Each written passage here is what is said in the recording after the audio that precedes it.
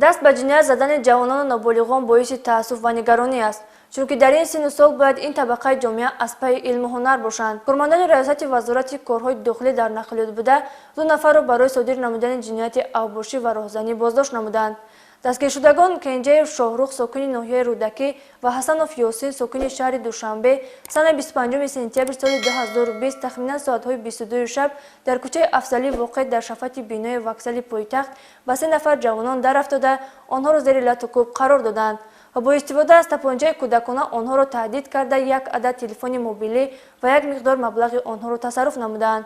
در نم پیش بزرگچه وکزل ایستادگی بودیم. 3 نفر گذشته سبدان فریاد کردیم شما یادش خطی گاب زدی سبدی تایید شما گرفتم درن دندروارم پستالتی بزرگچگی را داد میونش موندم گفتم سمو تابرو سمو شابرو وارد سمو را گرفتم برآمده رفتن بودیم که ایزادکشونای شوزادکشونا تلفنیا تاییدش غلطی تلفن شما گرفتم بعد رفتیم.